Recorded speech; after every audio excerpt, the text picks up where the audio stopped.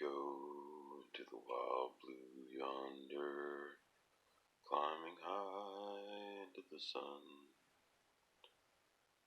Here they come, zooming to meet our thunder. Adam boys, give her the gun. Down we dive, spouting our flames from under. Off with one hell of a roar. We live in fame or go down in flame. Oh, nothing will stop the U.S. Air Force.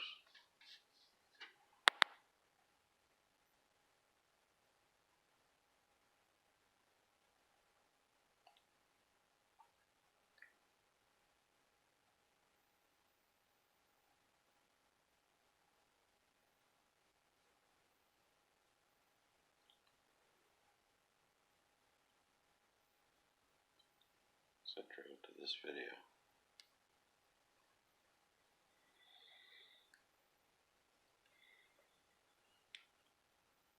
Yeah, I play Call of Duty Mobile.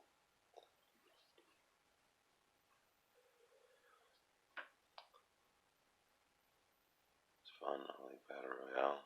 I like multiplayer. On multiplayer, I like to do Frontline and Search and Destroy and Domination and Free For All. And I like one shot, one kill. I like sniper only. I like what's it? Rapid fire.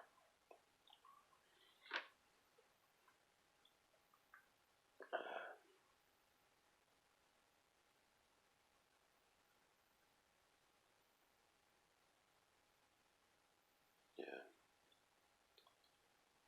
Play with my friends a lot. That I've acquired through playing the game. And you play one battle royale match with a random person, like on a duo. You got a friend, that you can play with. Usually people are pretty good, and you go in there and get first place. Turn on voice chat and spot out enemies and help each other out. It's fun.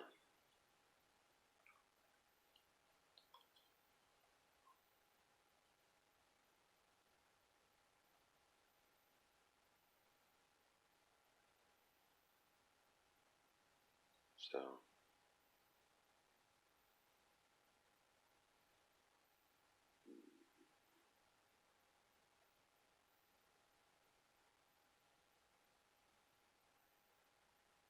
yeah.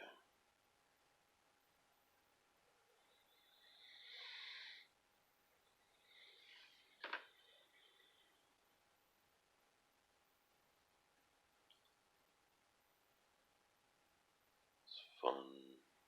Meet a lot of interesting people.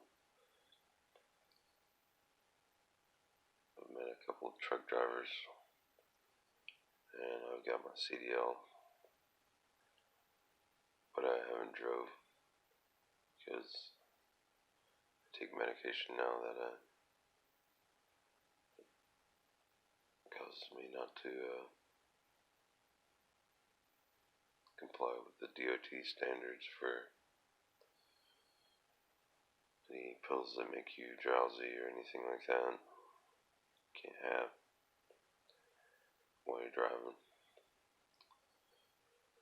And so if you have to take them, you can't drive.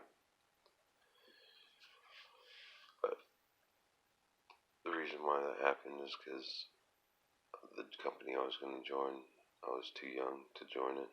I was a year younger than they allowed. And during that time I was hospitalized and put on medication. But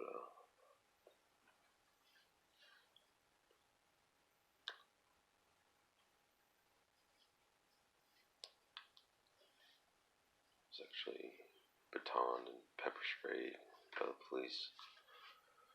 Baton a whole lot and pepper sprayed at the end because they couldn't get me down with the batons. And then to get this pepper spray out, they fire hosed me in the face. I had to open my eyes, and the pepper spray got all over my body, on my hands and on my chest and stuff.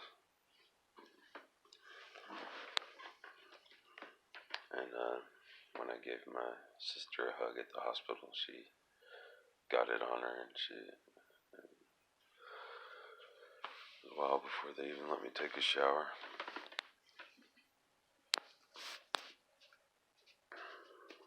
But treated me so horrible because of how the police treated me. But happened was I was walking out. I walked out of my neighborhood one night about 3 in the morning, and sometimes I used to walk around at night, not a whole lot, but back in my high school days, hardly slept in high school, just slept in school, sneak out at night sometimes, but I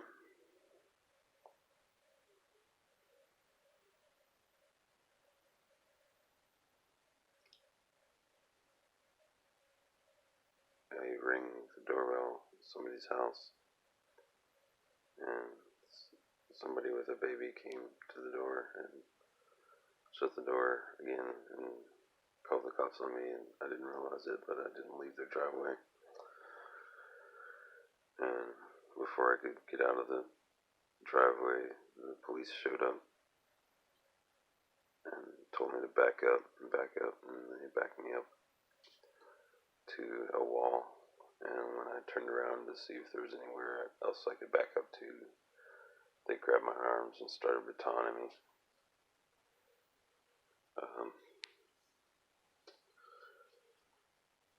And I blocked most of the batons with my left arm and my left leg. And at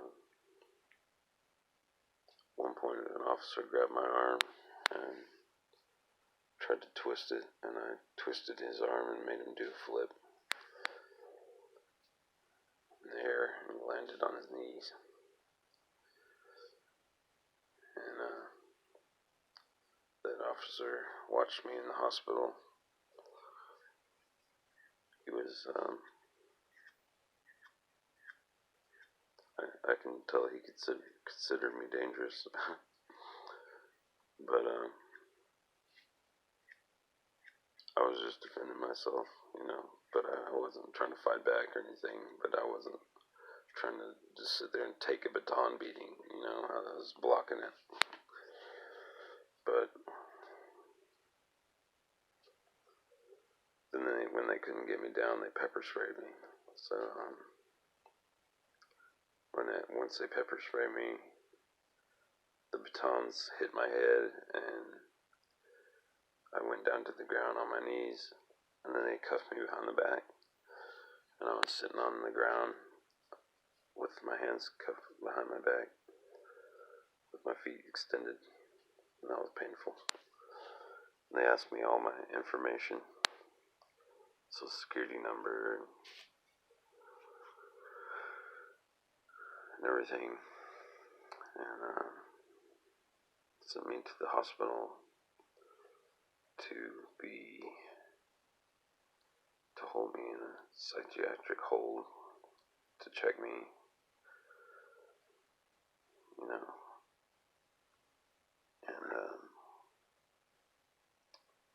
I told the doctor when I was in there that when I was in high school I did Robitussin, and I've already studied that could give you schizophrenia if the chemical called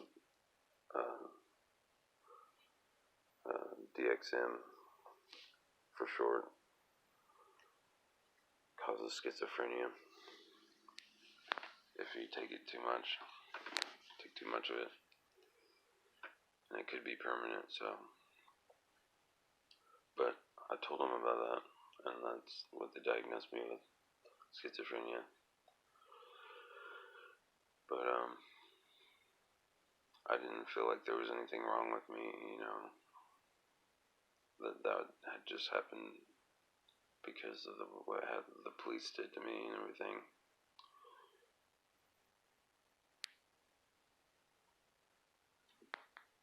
But,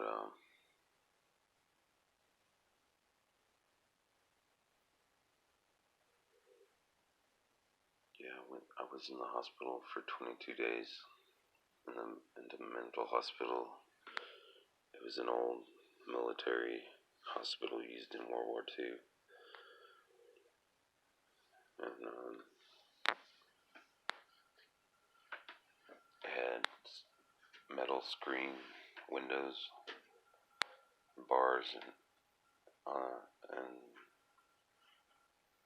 barbed wire, and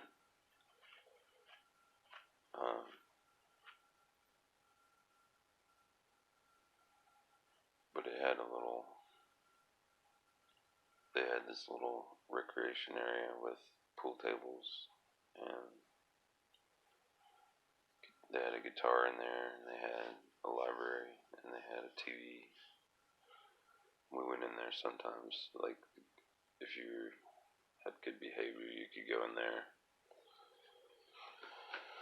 But, yeah, I had good behavior in there, so, I mean, I learned a whole lot in there about, we actually got to shave in this place, which I've been to places where they don't let you shave at all, or clip your fingernails. But they didn't let you clip your fingernails there, but the thing is, that's pretty dangerous, because that's weapons right there. Long fingernails is weapons. If they didn't realize that, I don't know what they're thinking, but anyway, they worried about strings and belts and stuff like that, and you can't have strings around your pants. You can't have shoelaces in your shoes,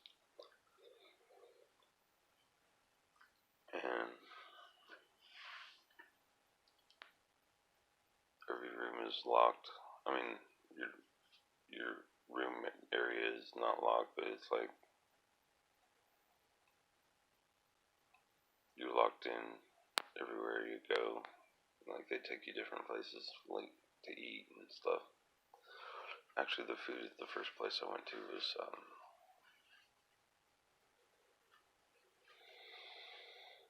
really good. But still, good food is not enough to make you want to stay in a place like that. There's this old guy in there that were trying to get sent to a home, and he didn't talk. He wouldn't talk. So he's just stuck in there. It's like an old guy. And his name was Ronnie Peoples, I remember.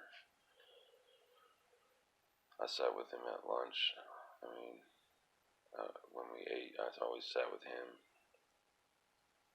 And there's this girl named Sarah in there that I met from Russia.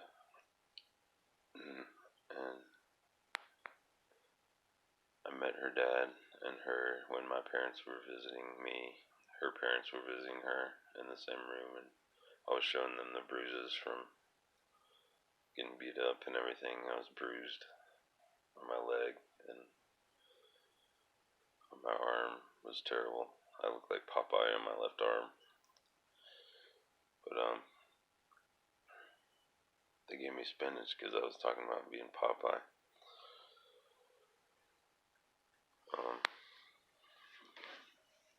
I like spinach. I love spinach.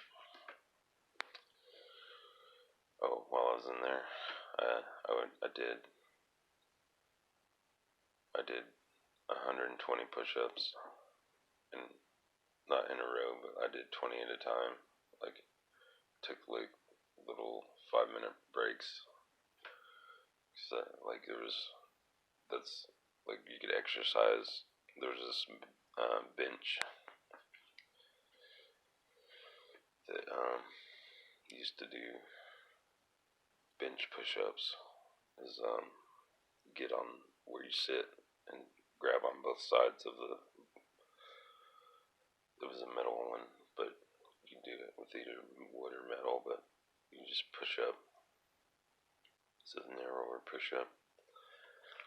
Did those, and it reminds me of one day I did like 800 push-ups, doing 20 at a time, and I was really sore for like a week or two, and I was like, I'm not doing that again. I got really down to my metal. I think I broke myself down, yeah, but I like being softer, like that makes you too hard, I guess, but not too hard, but it's good to have under your belt, but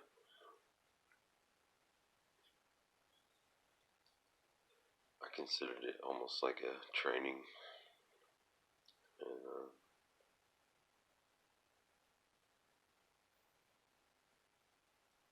I take the medicine and everything,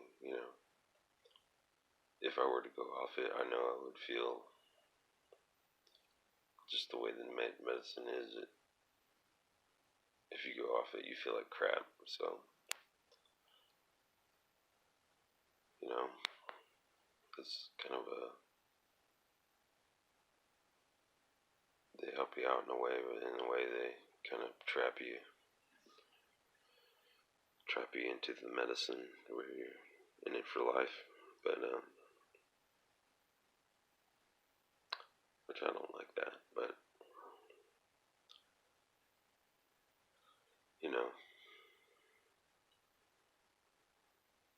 the medicine does make me feel better, and I do need something. I need some kind of substance, so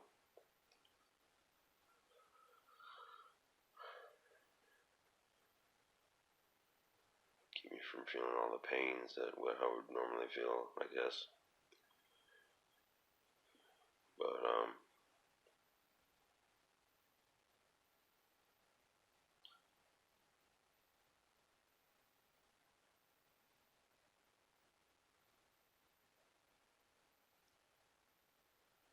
I talk about this in my book.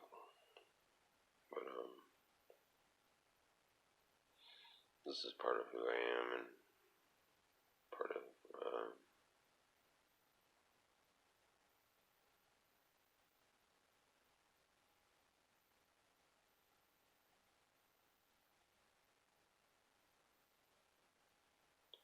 the story of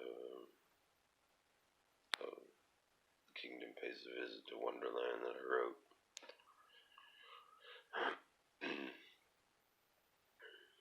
Based on this experience that I had with getting beat up by the police and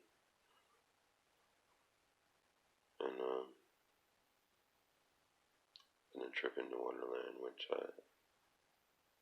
I'll leave you to read the book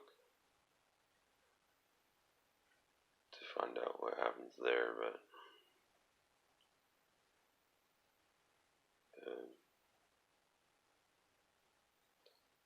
yeah, I had my Bible in there, and I've always carried a Bible since I was in first grade. I carried it to school. I've always carried a Bible because it's the sword you need to survive.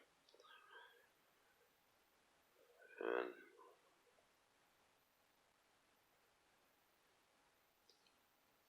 so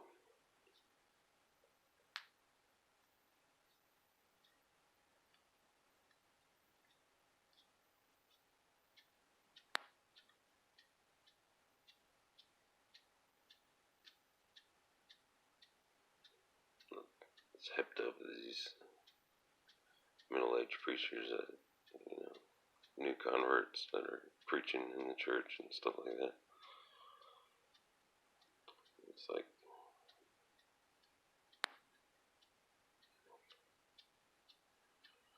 these kids know more better than you do.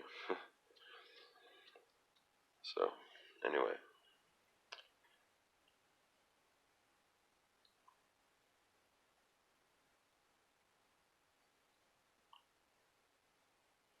But,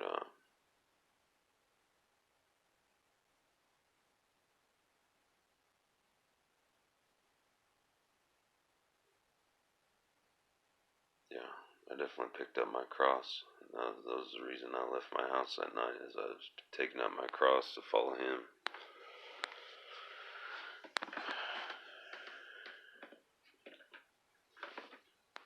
I sure got some version of it.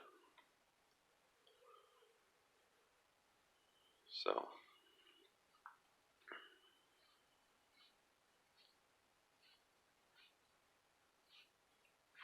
he that takes not up his cross and follows me is not worthy of me.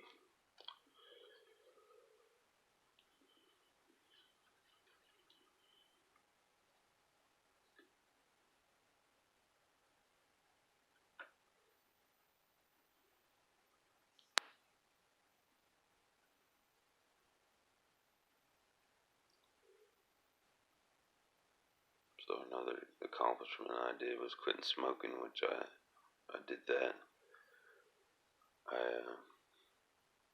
I actually enjoyed being off cigarettes while I was in the hospital for 22 days. I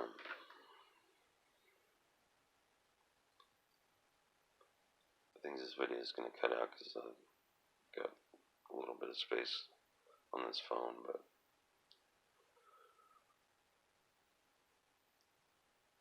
I actually enjoyed. But when I did get out, I immediately smoked one. When I got in the car too, my mom had a pack of my kind, and it wasn't very good. When I smoked it, like I liked the feeling of not smoking better. I did feel like I was kind of on fire, and the thing about the girl I met, Sarah, was I didn't get to say bye to her. One day, we were in the rec room, and I was sitting down, and we were eating, and we usually didn't eat together. But one time we did we hung out before in the rec room and in the library, and we played volleyball together, and me and her scored a point together. I tossed it to her, and she scored the point. And we high-fived. It was awesome. It's the most awesome feeling ever. But we didn't get to say bye. Like, when I was eating, she looked at me like she wanted to say something, but she didn't know what to say, and she was trying to tell me bye, but someone called her and said, "Sarah," and she had to go, and she was looking at me the whole time she was on her way out, and she was like, kept looking back at me, and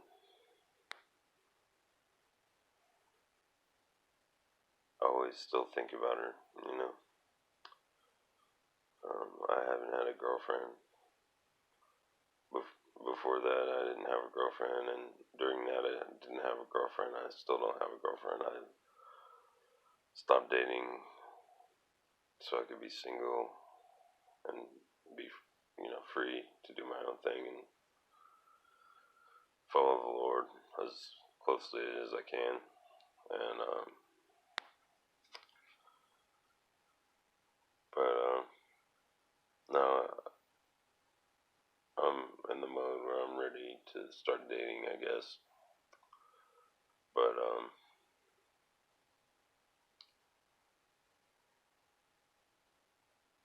after being so long, without dating, I really like being single just fine, because one of the last relationships I was in really messed me up.